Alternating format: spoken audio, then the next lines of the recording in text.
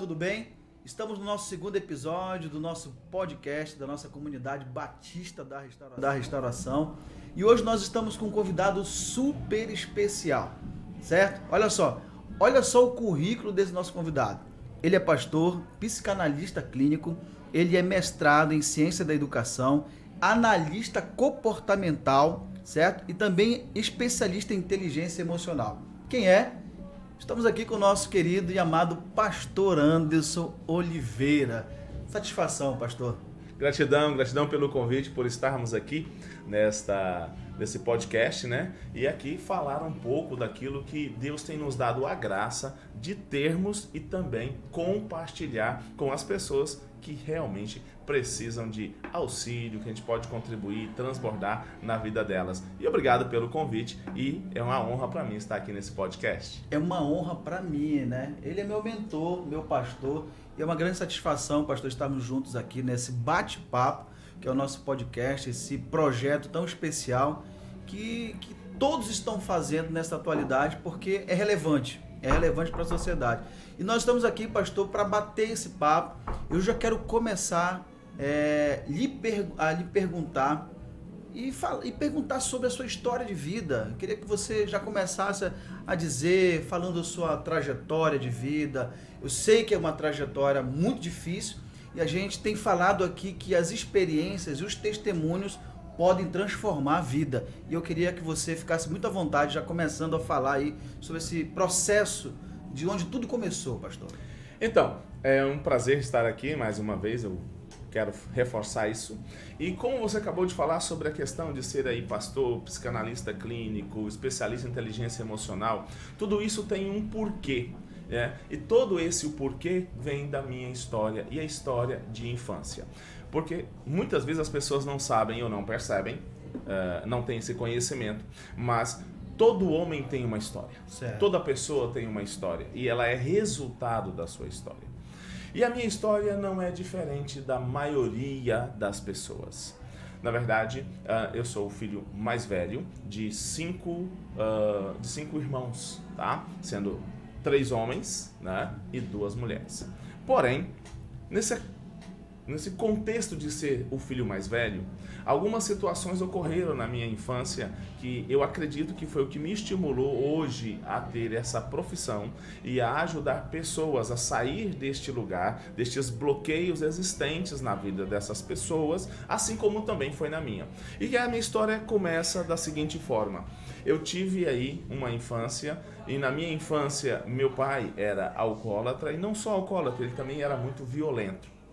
E durante todo esse processo de alcoolismo e violência, durante a minha fase infantil, que é a primeira fase mais importante de todo ser humano, durante a fase da infância, e nessa fase da infância meu pai era alcoólatra, e não só alcoólatra, ele também era um violento.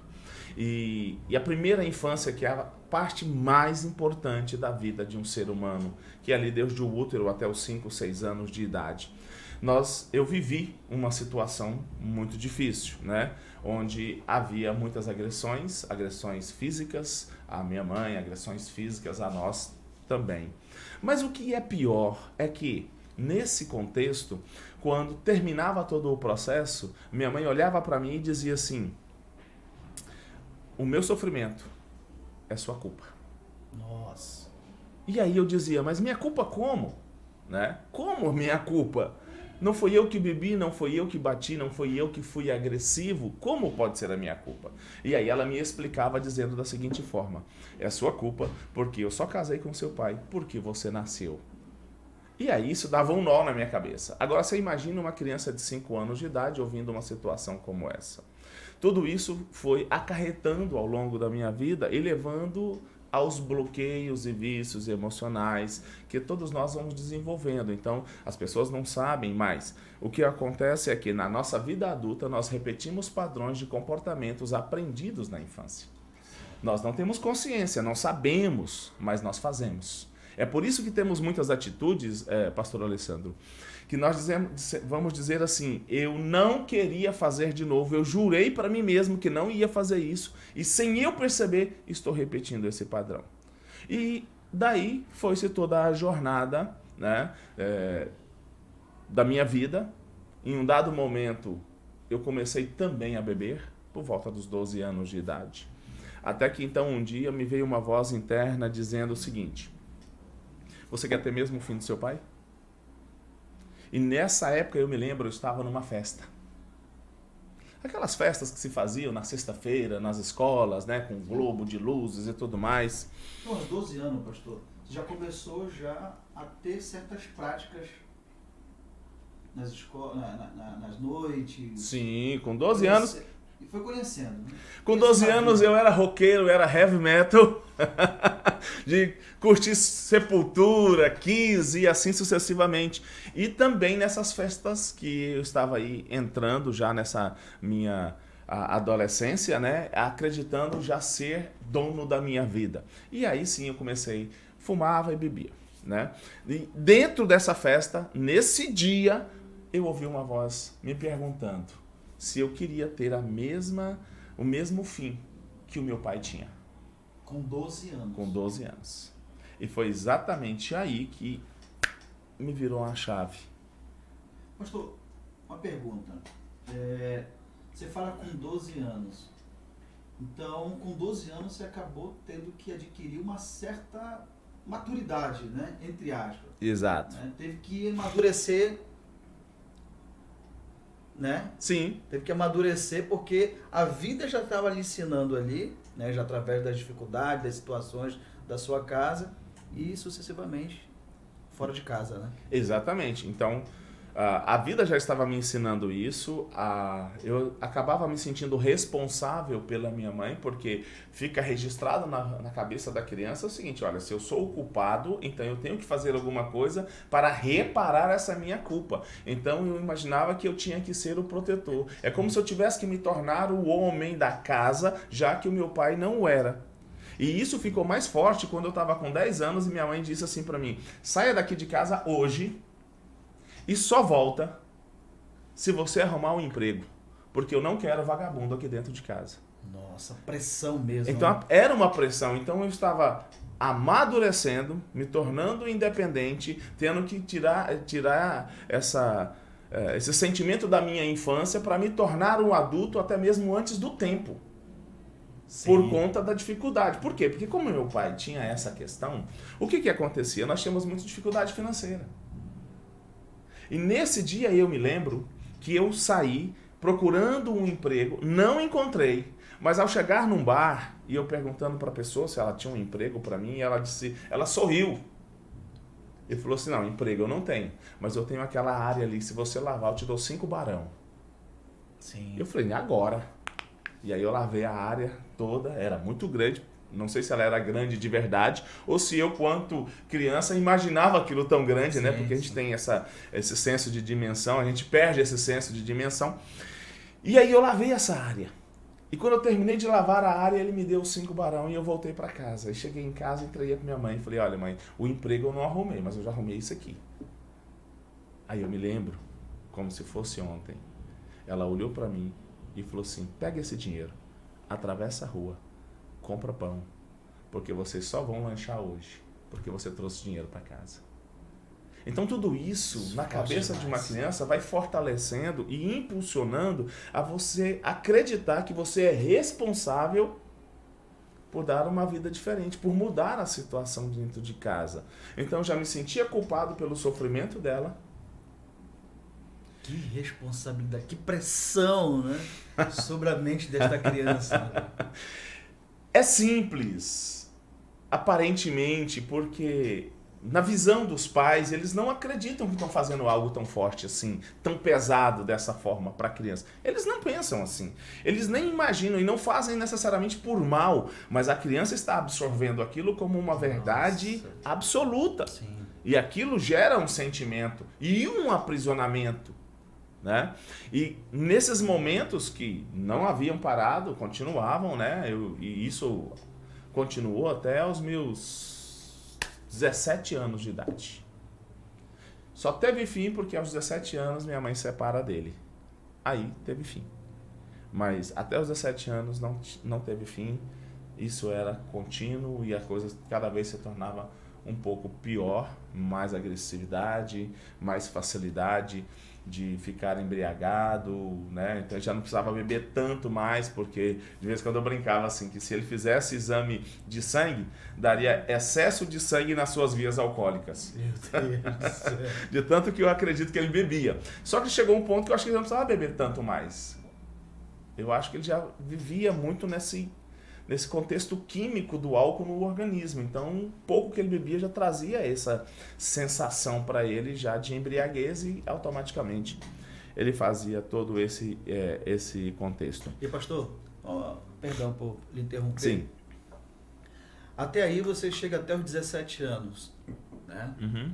E a pergunta é o seguinte: você tinha tudo para dar errado, Tudo. ou dar certo. E aí, pastor? Então, 17 anos. 18 anos já é de maior. já de maior. E aí, agora? Porque, na verdade, aos 17 anos eu já me sentia realmente de maior, Sim, por sim. todo esse contexto. Mas aí, aos 15 anos, eu me converti. Se converteu. Aos 15 anos eu me converti. Eu fui para a igreja. Isso que região, pastor, do Brasil? Goiânia, né? Eu sou natural de Goiânia, nascido, criado em Goiânia. Goiânia em mudança foi quando eu mudei para o Tocantins, tá? Por volta do ano 2000, por aí. Quando eu mudei para Tocantins. Foi a primeira vez que eu saí de Goiânia, mas até então eu nunca tinha saído de Goiânia em termos de moradias, né? Eu nasci e fui criado ali em Goiânia. E aos 15 anos eu me converti. Aos 15 anos eu fui para a igreja, né? E não me converti na igreja. Eu me converti no trabalho. No trabalho. No trabalho. Eu trabalhava numa panificadora, onde ali a panificadora era do meu então pastor, que se tornaria ali meu pastor, e muitos crentes trabalhavam ali. Sim. E eu era convidado para a igreja, mas eu nunca ia, porque eu era heavy metal. Não dava para ir para a igreja, parece que não combinava o negócio. É incompatível. Era incompatível, aquele convite não tinha muito assim, sabe? Parece que era linhas opostas. E eu sempre fui muito claro. E eu dizia, não vou para a igreja. Por quê? Eu falei, não, eu tenho um compromisso, eu vou para uma festa, eu vou para o cinema, eu não vou. Do próprio nariz mesmo? Do onde já era dono, sentia dono do próprio nariz mesmo, aí quem dirá quem é que podia fazer alguma coisa assim, né? Mas o convite continuava. E aí eu me lembro que teve uma vez que chegou um pastor jovem, né, recém-formado no seminário, chegou para Goiânia. E ele ainda era jovem naquela época. E eu não sei porque ele olhou para mim e falou, quero te fazer um convite especial. Engraçado que lá no meu íntimo eu já sabia o que ele ia me falar. Mas eu não sei porque eu achei graça. Sabe, eu acho que eu tive empatia com ele. Eu olhei para ele e faça. Ele falou, mas não é nesse domingo não. É no outro domingo. Vamos comigo à igreja? Sim. Aí eu falei, vamos. E foi a primeira vez que eu disse, vamos para alguém. Pois bem, fui pro cinema. Aquele final de semana eu fiz tudo o que eu sempre fazia. Era festa na sexta-feira, até no sábado, domingo à tarde pro cinema, e eu só chegava de noite. E aí, segunda, começava toda a minha trajetória de estudar, trabalhar e tudo mais. Quando foi na segunda-feira, eu já amanheci angustiado. E pensei, por que eu falei que eu ia para a igreja? Que coisa é essa? E aí ocorreu da seguinte forma. A angústia foi na segunda. A angústia foi na terça. A angústia foi na quarta. Quando foi na quinta-feira, eu estava para explodir. Nossa. E eu não estava aguentando. E eu estava lavando uns copos na pia, assim, e eu virei pro rapaz do caixa, que coincidentemente era o irmão do meu pastor. E eu olhei para ele e falei assim, eu preciso ir na igreja para ser crente? Ele falou, não, você pode confessar a Jesus aqui mesmo e eu vou orar por você. E aí eu disse, mas eu não estou falando que eu vou ser crente. Ele falou, mas eu só estou respondendo a sua pergunta. É interessante que você nem chegou a ir na igreja. Nem cheguei. Quando eu fui à igreja, eu já era crente. Que interessante, pastor. Resultado, passou-se o dia inteiro. Quando foi 6 horas da tarde, eu não estava aguentando. Eu falei para ele, cara, ora por mim então. Eu não aguento. Eu quero ser crente hoje. É como se fosse, eu me sentisse que tivesse sido envolvido por uma negridão, uma trevas. E é engraçado que quando eu falei para ele assim, eu quero, ore por mim agora, Ele falou, agora não dá, posso orar depois que terminar o dia, né? Que a gente fecha a panificadora e eu posso, que só nós dois aqui na frente, como é que eu vou orar por você? Né? Eu falei, não, tudo bem, não tem problema, mas eu quero. Mas a partir daquela palavra que eu disse para ele, eu quero, é como se tivesse dissipado as trevas. Eita. E a sensação interna foi de liberdade, foi de estar livre daquela angústia, livre daquele sentimento. A sensação, eu não consigo descrever com todas as palavras o que foi, porque foi muito forte. Não vi a hora de terminar. Quando terminou o dia, ele orou por mim. Eu cheguei em casa e falei para minha mãe, sou crente. E ela disse, isso passa. Mas acredite, 35 anos de crente nunca passou. Então foi daí para frente que aquela possibilidade de dar errado encerrou-se. Interessante. E começou-se a todas as possibilidades de dar certo. Que interessante, pastor. Porém, é claro que agora eu tinha um futuro. Mas devido às questões emocionais não reparadas, não tratadas, não resolvidas, todo passo que eu dava era como se eu tivesse 300 toneladas em cada perna. Eu avançava, mas parecia que para avançar eu avançava milímetros. Fazia forças extremas, mas avançava milímetros. Isso em todos os aspectos da sua vida, né? Em todos os aspectos. Financeiro, sabe? Aí eu me casei com 18 anos de idade, né? Fui para a igreja com os 15, aos 16 comecei a namorar, e com essa mesma pessoa eu casei aos 18 anos, fazendo 19 já, né? Mas todo o aspecto, mas o aspecto mais financeiro, que era o principal, porque no quesito espiritual e na igreja não, isso fluía bem, eu ia e fazia e crescia e era porteiro. Sim. E já virei professor de escola dominical e tal, mas não é só isso, é aquele sentimento interno de algumas angústias que às vezes ficam ali pairando na gente, que vem do nosso contexto da infância, né? Porque tem uma coisa que as pessoas não sabem, que nós somos corpo, alma e espírito. Então quando nós vamos para Cristo, o espírito está pronto. Certo. Mas a alma, nem sempre. Ela precisa ser trabalhada. Ela precisa ser desenvolvida. Precisa tirar alguns nós. Precisa tirar algumas travas. Precisa tirar algumas crenças limitantes. Perfeito. Entende? Porque durante todo esse processo, eu sempre ouvi da minha mãe na infância: você será igual ao seu pai. Você não será um bom marido. Você não dará nada que presta. Eu não aceitava essas palavras, mas ao mesmo tempo parecia que eu tinha tanto medo disso virar uma verdade, que parecia que daí eu tinha que empreender muita força para garantir que isso jamais acontecesse. E isso nos deixava sufocado, angustiado. De repente a gente percebia que financeiramente não se ia para frente com tanta facilidade. E aí começava a vir aquelas questões: será que ela estava certa? Será que ela estava errada? A partir daí, então, começo a compreender esse contexto emocional, e aí eu começo a uma nova busca. Pastor, você falou uma coisa que eu queria que você falasse um pouquinho. Você fala que 18 até os 19 anos, nesse processo que você casa, você entra na igreja, Sim. Você começa a ter um crescimento na igreja. A pergunta é o seguinte: o que de fato a igreja em si, o evangelho, contribui para a sua vida, para o seu crescimento até hoje? Para que você se tornasse a pessoa que você é hoje? A primeira coisa foi mudança de mente. Primeira coisa, mudança de mentalidade. Porque é como se você, quando não conhece o evangelho e não começa a congregar e a ouvir as ministrações, as palavras que estão sendo ministradas, parece que a sua forma de pensar é assim. Certo. Tá? Ela vai fechando. A partir do momento que você se converte, começa a conhecer Cristo e começa a conhecer alguns textos, você começa a conhecer homens bíblicos que tinha tudo para dar errado, e deu certo. Vai virando uma chave na nossa cabeça e você vai começando a entender o seguinte: se foi possível com este homem, é possível comigo. E aí você começa a trilhar alguns passos que você percebe no contexto bíblico que foram passos que ele trilharam. E a partir daí foi a mente que era assim, ela começa a fazer assim. Certo. Para ter uma amplitude. Eu fiz essa pergunta para você porque, a princípio, na sua infância, você não teve, de fato, aquele cuidado, aquele princípio da educação, né? De conhecer, de fato, os valores, né, de uma família.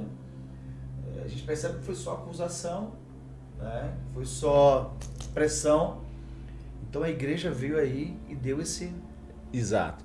Quer ver o primeiro choque? Sim. Foi quando a Bíblia disse: honra teu pai e tua mãe. Ah, nossa. Foi o primeiro choque.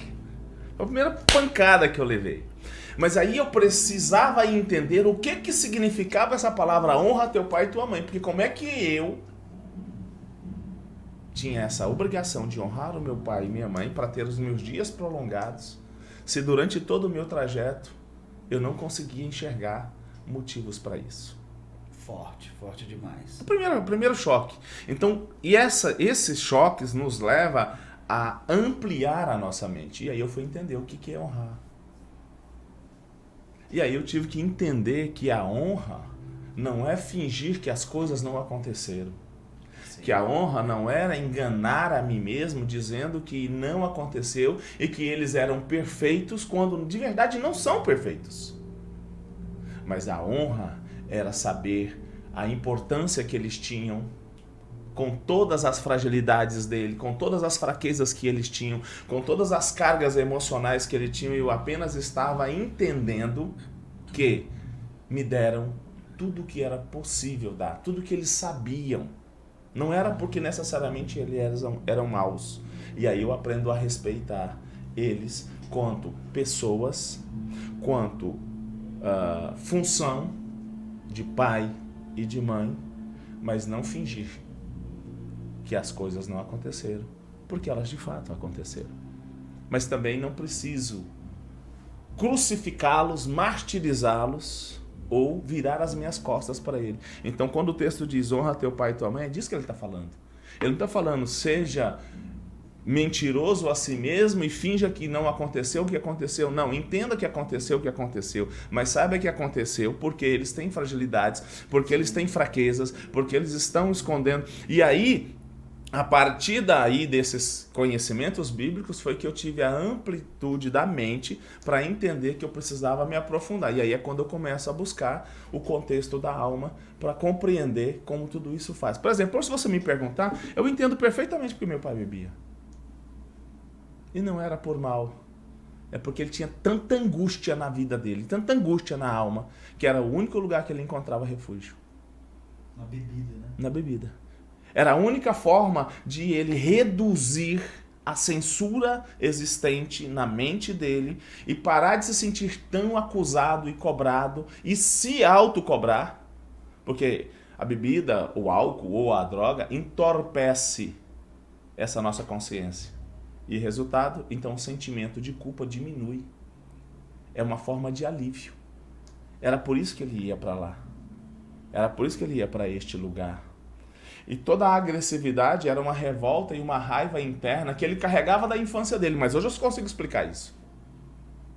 E a gente vai falar um pouquinho sobre isso daqui a pouco, pastor. Entende? Então hoje eu consigo explicar isso. Então essa que é o grande contexto. Então o que a igreja me oportunizou? Ela mudou a minha mente. Ela me confrontou e em cada confronto, ao buscar o que estava por trás, ou tentar entender o que esse confronto queria dizer, eu comecei a entender que a vida era muito maior do que eu pensava. E que as coisas são muito maiores do que a gente consegue ver. E aí a gente começa a entrar nesse processo de crescimento, que é aquilo que o apóstolo Paulo vai falar, né? Que nós precisamos renovar a nossa mente, né? Transformai as vossas mentes pela renovação do século. Então a nossa mente precisa ser transformada. E aí nesse processo, pastor, você casou, está inserido na igreja, está consolidado, está servindo a Deus, né? Isso. E a partir daí começa a sua vida ministerial. A partir daí começa a minha vida ministerial. Por quê? Me caso. Já começo ali a ser colocado como o porteiro, porque antes era o porteiro primeiro, para depois você ser o diácono. Verdade. Não é assim, você não vai sendo diácono de cara. Primeiro é o porteiro. Vai subindo, né? É. E aí do porteiro, aí você depois é diácono. Aí do diácono, depois você vem para presbítero. Aí quando você é presbítero, aí você começa a pregar, começa a lecionar na escola dominical, começa a dirigir uma escola dominical. E daí para frente foi uma ascensão nesse crescimento aí de desenvolvimento, né? Agora, uma coisa interessante, né? Todas as vezes que meu pastor dizia assim, olha, eu preciso de alguém para lecionar, eu dizia, eu não sei lecionar. Ele falava assim, ele me dizia, mas não tem quem faça. Aí eu falei, então eu faço. Porque já que não tem quem faz, o pouco que eu sei deve ser alguma coisa. E isso também me instigava numa busca e num crescimento, até depois estudar teologia, conhecer a teologia e assim sucessivamente, para poder ter uma amplitude também e conseguir dar para a igreja aquilo que a igreja precisa nesse contexto de vida, de desenvoltura, né? Até chegar pastor e hoje estamos aí nesse ofício. Pastor, ouvindo a sua história, o começo da sua história, lá atrás, como criança, sofrendo, toda aquela situação que nós falamos agora há pouco, pressão, humilhação, cobrança, né? Enfim. Hoje você é escritor. Sim. Né? Um excelente escritor. Daqui a pouco você pode estar falando um pouco mais sobre as suas literaturas. E hoje você trabalha exatamente com o contexto, né? Tudo aquilo que você vivenciou lá atrás, eu percebo assim, você agora responde, né? Você traz as respostas nas suas literaturas. Isso. Para esclarecer e até ensinar outras pessoas, porque você é professor também, né? Então, sim. Fala um pouquinho disso aí, pastor. Então, é aí que é a questão, né? São perguntas que eu tinha lá na infância e que ninguém pôde me responder, né? E em todo esse processo aí, teve 2 períodos muito sérios em que minha mãe teve depressão muito forte. Então eu precisava entender e compreender tudo isso. E hoje eu consigo trazer respostas que eram as minhas perguntas e que eu sei que muitas pessoas as fazem hoje. Exemplo, por que eu continuo repetindo um comportamento que eu não quero? Por que eu prometi para minha família que eu não vou beber mais, mas no dia seguinte eu estou bebendo de novo? Sim.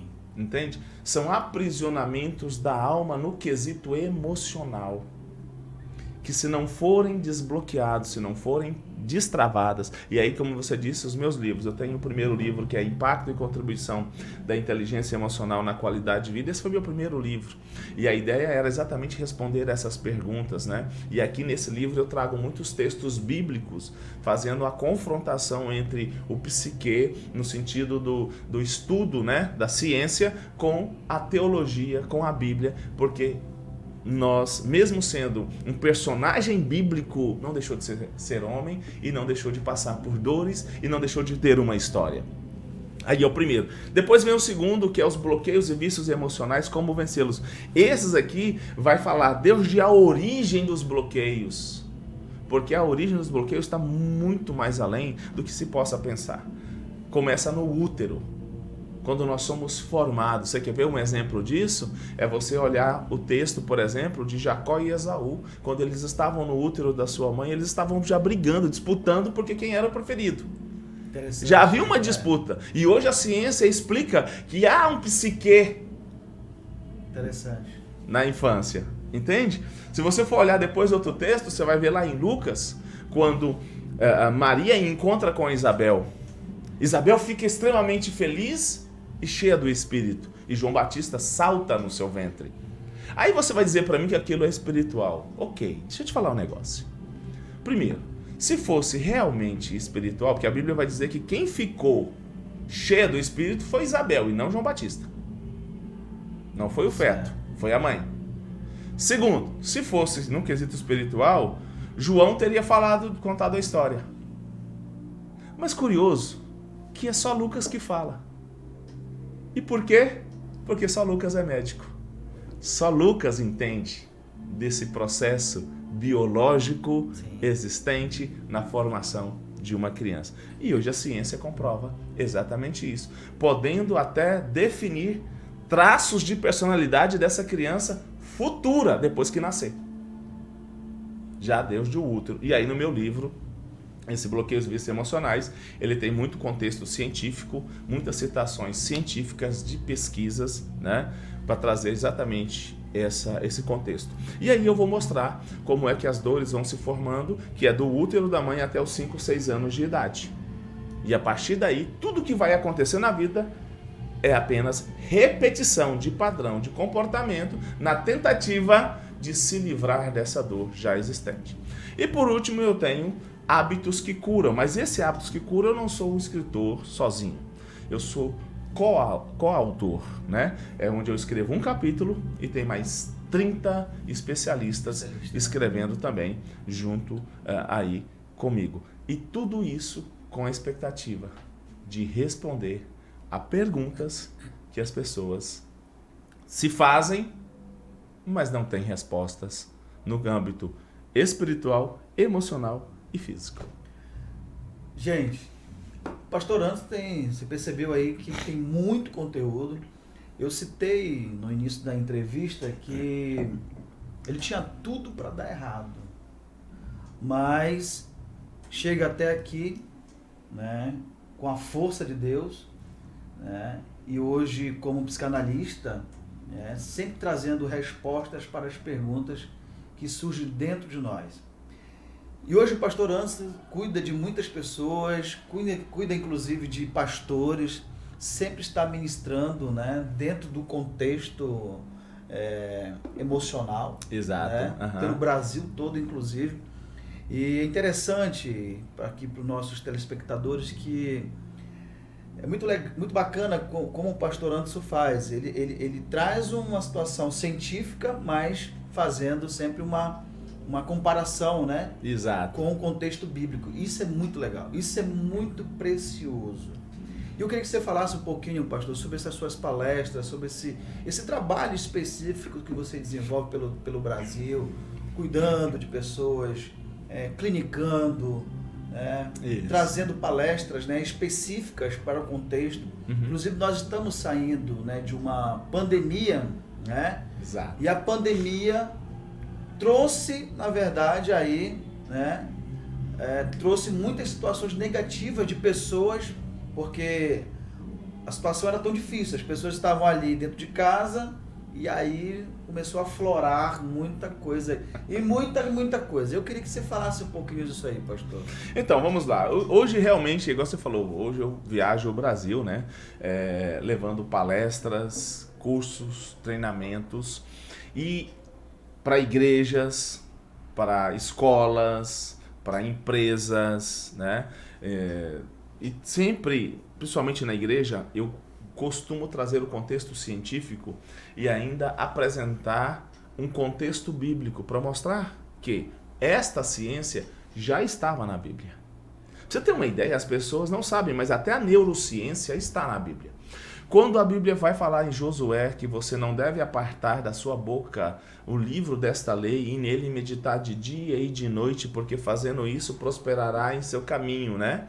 Veja bem o que está querendo dizer. Você precisa falar, pensar, porque tudo isso gera conexões neuronais que vai espalhar por todo o nosso corpo, vai internalizar e por meio da neurociência vai fazer com que você tenha os comportamentos adequados em direção ao seu sucesso. Isso é neurociência. Só que é claro que não está explicado como neurociência.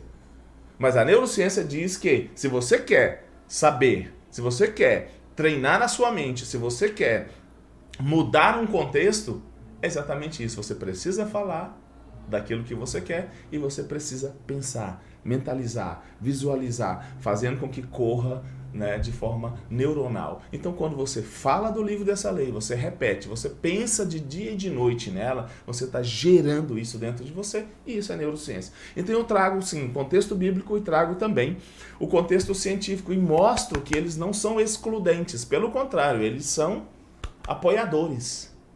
Um apoia o outro. E entendendo esses dois, você consegue tratar a alma. Porque na grande maioria as pessoas tratam só do espiritual.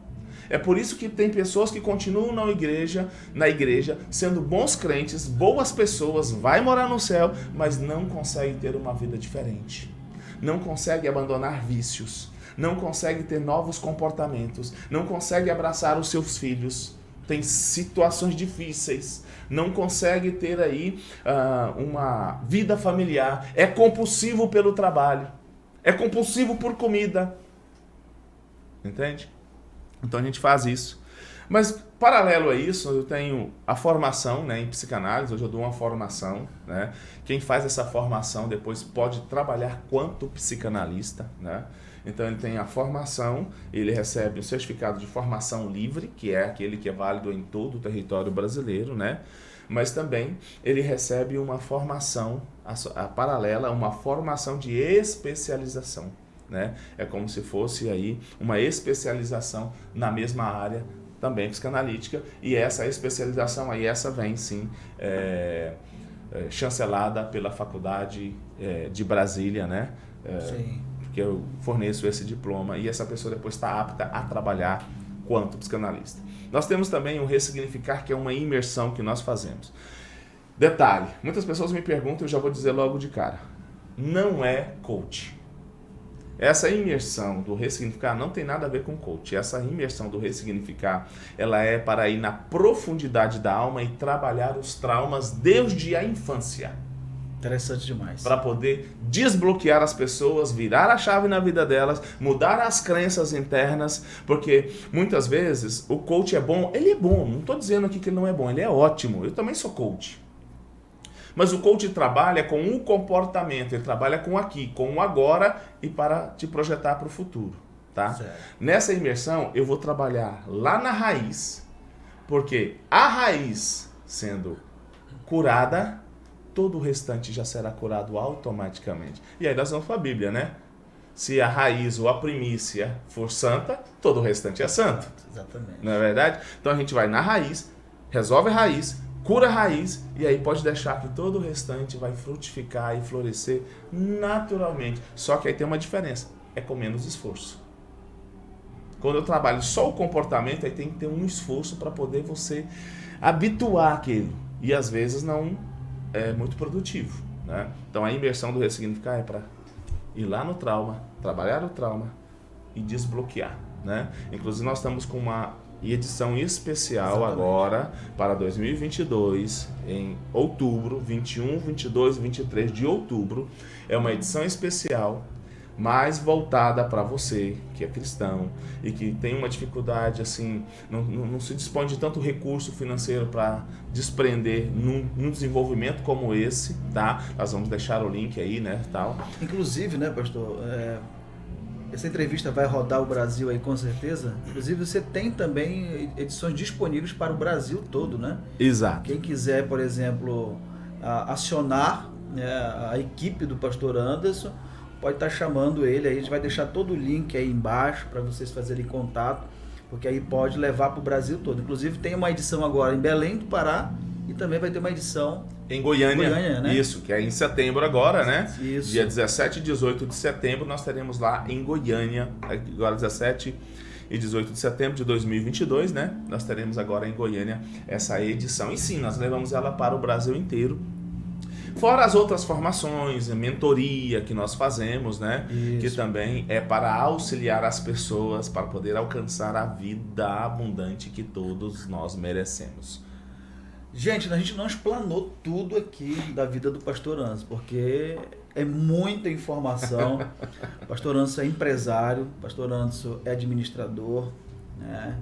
Ele tem esse trabalho muito especial que é o Ressignificar, hoje cuidando de muitas pessoas. Eu, inclusive, sou suspeito de falar do Ressignificar, porque eu já fiz o Ressignificar e recomendo, porque é algo fantástico. A gente não vai entrar em detalhes aqui, porque não convém começar a chorar aqui, mas é fantástico o Ressignificar. Quem puder fazer, vamos deixar o link aqui embaixo, e aí você já pode se inscrever, porque tem realmente um valor que é um valor alto até, mas que vale a pena. Mas o pastor Anderson está fazendo uma edição especial com um valor bem reduzido. E eu tenho certeza que o Ressignificar irá transformar a sua vida de forma extraordinária. Não é isso, pastor? É isso aí. Inclusive, nós podemos aí, se possível, colocar o nosso vídeo no final aí, para que as pessoas reconheçam já um pouco de como é que isso funciona. Perfeito. Né? Aí, vamos colocar uma chamada. Uma chamada. Uma isso, chamada. Perfeito. Uma chamada. Queridos, nós estamos já seguindo para o final, mas ainda temos aqui algumas coisas para perguntar para o pastor Anderson. Hoje, pastor Anderson, você é pastor na comunidade Batista da Restauração, casado, né? Um grande homem de Deus, meu mentor, né? Recomendo ou não recomendo? Recomendo, claro, meu mentor. E hoje, através da vida do pastor Anderson, nós temos vivido um tempo assim muito precioso. Queria que você falasse um pouquinho sobre a sua gestão hoje, como pastor, como presidente hoje na comunidade Batista da Restauração. Já pode até fazer convites, pode chamar o povo para estar prestigiando os nossos cultos aqui. É isso aí. Então, hoje eu estou aqui como ofício, né, de pastor presidente na comunidade Batista da Restauração, aqui na Barão, aqui em Belém. Né? E hoje nós temos aí várias frentes que nós queremos levar para o crescimento da igreja. E um dos principais é trabalhar todos os conteúdos espiritual, emocional e físico das pessoas que adentram ao nosso tempo, que está conosco aqui. Inclusive hoje nós temos o PAD, que é uma mentoria que eu faço, que chama-se Programa de Autoconhecimento e Desenvolvimento Individual, e nós estamos fazendo aqui nas sextas-feiras para os homens, que é para gerar aí esse desprendimento e disponibilidade de poder ter a vida que eles merecem e levar a vida que eles gostariam de levar para a sua família, né? Então nós temos trazido mensagens, ministrações, pregações, ensinamentos, treinamentos aqui na comunidade Batista da Restauração, e nós temos uma visão de alcançar o mundo, porque nós sabemos e queremos que todos possam ter essa oportunidade de viver o extraordinário de Deus, mas não só no quesito espiritual, em todas as áreas. Viver uma qualidade de vida, viver bem em família, viver bem na sua vida financeira, viver bem no contexto familiar. Quando você tiver que ter relacionamento com os seus filhos, ter relacionamento de forma adequada. Nós ensinamos aqui até como é que você precisa trabalhar com os seus filhos para eles se tornarem homens mais fortes e mais seguros na vida adulta, né? Então, nós estamos aqui com esse grande projeto e queremos também oportunizar para todos vocês e convidar. Nós temos sempre aqui culto aos domingos às 18 horas, que é o culto da família. E segue-se então também as nossas programações durante a semana. E é interessante, para a gente seguir para o final, que depois que o pastor Anderson se tornou, né, o nosso pastor, juntamente com a pastora Erivalda, o pastor Anderson sempre tem feito um trabalho muito especial. O espiritual é importante? É importante. Né? Uhum. Mas o tratamento e o cuidado com a nossa mente, com as nossas questões emocionais, precisa ser trabalhado. E ser trabalhado muito bem. Uhum. E hoje nós temos visto isso na igreja, né? O pastor Anderson tem oportunizado com que a igreja participe e esteja envolvida dentro desse contexto, tanto no tratamento emocional, como também no quesito espiritual, caráter e assim vai. E eu queria aqui, pastor Anderson, agradecer pela tua presença, por esse momento especial. Para mim, como eu falei no início, é uma honra estar aqui batendo esse papo com você. Eu tenho certeza que o seu testemunho, a sua vida com Deus e através do seu profissionalismo como psicanalista, isso vai gerar uma grande repercussão na vida das pessoas que estarão assistindo. Eu queria que você deixasse aqui suas considerações, né? Falando um pouco mais sobre os seus livros, falando um pouco mais sobre a igreja, e a gente finaliza, tá bom? E agradecendo por tudo aqui, por esse momento. Então, eu quero dizer o seguinte: você é o meu convidado especial para participar conosco na comunidade Batista da Restauração. Se você quiser adquirir um desses livros, vai te ajudar e muito. Porque além de leitura, você tem ferramentas para já começar a ir trabalhando em algumas áreas da sua vida. E eu tenho uma frase que eu gosto de dizer que é o seguinte: a cura da alma, a cura das emoções, é a porta de entrada para todas as demais curas da sua vida. Então, se você precisa ter cura em todas as áreas da sua vida, a cura da alma é a principal porta. É claro que nós estaremos ministrando aqui na sua vida também, no quesito espiritual. Mas a Bíblia diz que quando você vem para Cristo, o Espírito já está pronto. E o que nós vamos precisar de trabalhar e desenvolver é a sua alma, para que você tenha as emoções centradas, guardadas em Deus e possa viver uma vida extraordinária e sobrenatural. E esse é o meu recado que eu quero deixar para todos vocês. Muito obrigado, pastor Anderson. Esse é o nosso segundo episódio do nosso podcast, da nossa comunidade batista da restauração CBR. Queremos te convidar para seguir as nossas redes sociais, tá bom? Vai estar os links aqui embaixo. E outra coisa, quero te convidar também para fazer essa visita especial na nossa comunidade. Você será muito bem-vindo. Quero que você compartilhe, curte, tá bom? Ativa o sinal, o sininho, para que você receba a notificação aí dos nossos vídeos.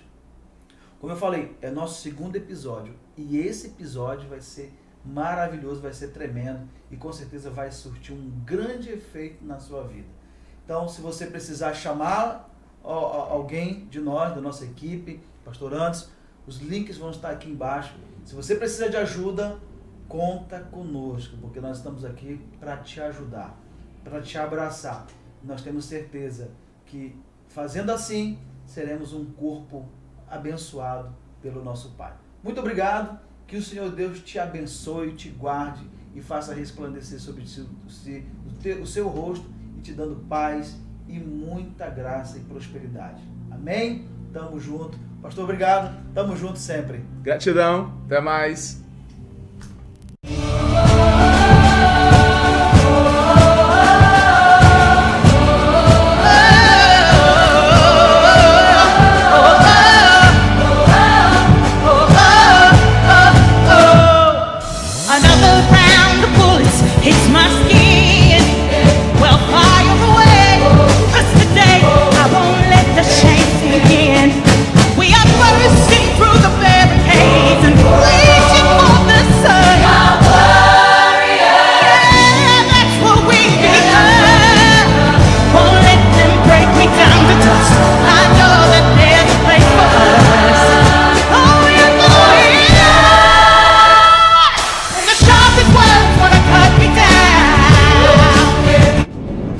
Hoje, depois desses 3 dias, eu sinto que eu posso conseguir agora ser quem eu sou, sem nenhuma barreira, entendendo que eu tenho coisas boas e coisas ruins que vão me ajudar a seguir aí minha vida até o fim.